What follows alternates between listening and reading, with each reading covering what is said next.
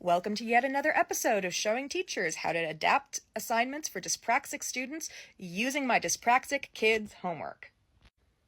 So we're going to go back and look at this assignment from earlier this year. So this one assignment is actually 4 different assignment formats in one. Simplifying it is going to make it easier for a dyspraxic student to demonstrate their knowledge. Let's go over the format and I'll show you what those 4 different kinds of examination are and why those are issues for dyspraxic students. This assignment begins with the title, How Should We Remember Columbus? And then 2 examples of how most people generally describe Columbus either as a brave explorer or as a man who enslaved and blah, blah, blah, blah, blah, right? Okay, so we've got these 2 statements, okay? And then there's a number 1 and bold. It says, your initial response, and then in red, Columbus should be remembered as. So we have kind of an introduction section. We have what appears to be an initial thought-provoking question to get the student thinking and give their opinion. And then below that, we have a chart that they need to fill out. It has the instruction, as you look at various sources, answer the following questions related to each source. Those sources are listed in this box that's labeled with, and you can see here it's in blue, Columbus as Mythic Hero by Washington Irving, Columbus as Master Mariner, and goes all the way down to a second page. You can click on these links to go there. In the second column, it says, according to the source, we should remember Columbus as, and then in parentheses, it says your words in a dark green font. Next to that, it has evidence I used to support the claim, and in parentheses, it has the word text, which is not in a different color. Here on the second page, you see that continues before reaching a final question. That final question is, in the space below, clearly answer the question, how should Columbus be remembered? In your response, provide evidence from at least 2 of the sources and explain why you think your decision is justified.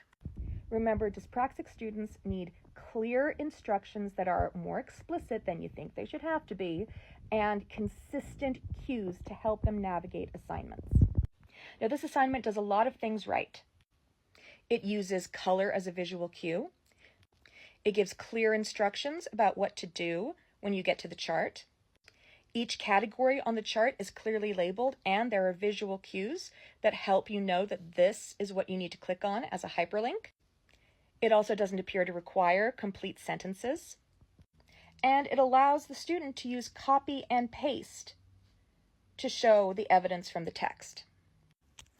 When we get to this essay question right here, or this longer form answer, there we go, it gives really, really clear instructions. It sets a clear expectation about how many sources to provide and what the format of the response should be. So let's get into what would help this be more accessible to dyspraxic students. The first issue we run into is inconsistent use of color. In other assignments from this teacher, red and italics is used to indicate instructions. Same thing with bold letters in black. But here, they're being used to say, this is the sentence you need to finish. So this would be really confusing to a dyspraxic student. Also here, the instruction just says your initial response. That's not an instruction, it's just a statement. That's how a dyspraxic student is going to interpret that. They're going to look at it and go, my initial response, like based on what? Do you want my opinion? Is it based off of what I just read up there? Are you asking me to pick which one of those I think makes sense? Are you asking, like, what are you actually asking for here?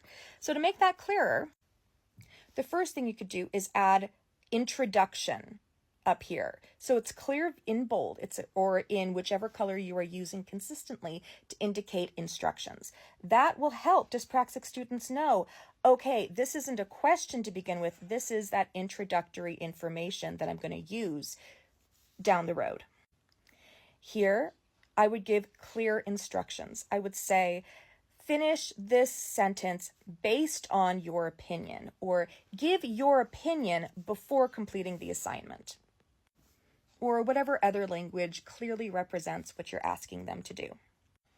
I would also ensure that consistent coloring is used for these examples.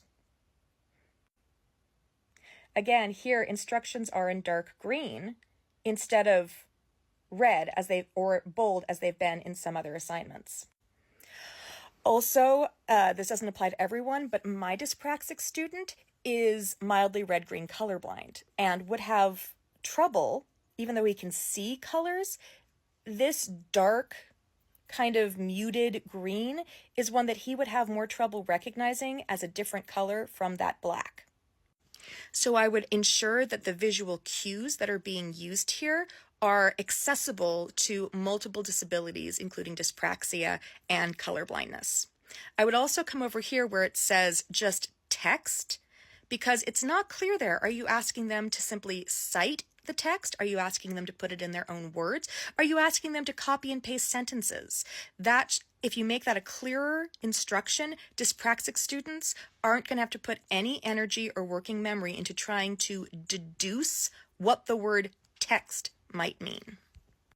Which really just boils down to clarifying expectations, which was done really, really clearly in that essay or long form answer question at the end of this assignment. But here is really, I understand the need for brevity, but again, dyspraxic students don't need brevity. They need explicit, clear expectations. Because deductive reasoning, which is what you're expecting them to do here, using these as kind of context clues for what you expect, that only works if you're able to process all of the sensory input, and dyspraxic students can't consistently do that. And then they can't consistently recall it to execute what it is they plan to do. So making this extremely explicit ensures that they don't have to waste the energy they could be putting into demonstrating their knowledge into trying to figure out what exactly it is you want them to do. If I were shortening this assignment or streamlining it and adapting it for a dyspraxic student, I would put that introductory heading up there. I would either ditch this question entirely, because the real point isn't to get their initial opinion, it's to find out what they know. This might be great for a neurotypical kid who needs that thought-provoking introduction to get their thoughts going and engaging with the material, but for a dyspraxic student, giving their opinion before they've actually processed all of the materials is a waste of their working memory when they could be demonstrating the knowledge that they have now acquired. So I would give that beginning information to show context. I would start them here with these instructions. I would explicitly write that they click on these links in order to access the sources, then follow the instructions in each box for how to answer these. I would ensure that the color cues are consistent with all other assignments, as well as the bolding. I would make sure that those instructions that we just talked about how to answer the text question over here in this column were much more explicit. And then I would pull them aside the next day after they've had time for all of this information that they've learned and filled out to move from their short-term memory into their long-term memory. Because remember, dyspraxic students have bad working and short-term memory, but excellent long-term memory. So I would then have them answer this question here orally the next day. And I would break it into parts. Instead of expecting them to walk up and present it to you fully, I would ask them first, using this information that you have in front of you, how do you think Columbus should be remembered? Let them answer that. Then you can say, if they haven't already told you, what parts of the text, which one of these supports that? Which one of these shows you, that historical support as a source? And then you can say, hey, pull 2 of those for me. And then explain why you think your decision is justified would be the third question you would ask them.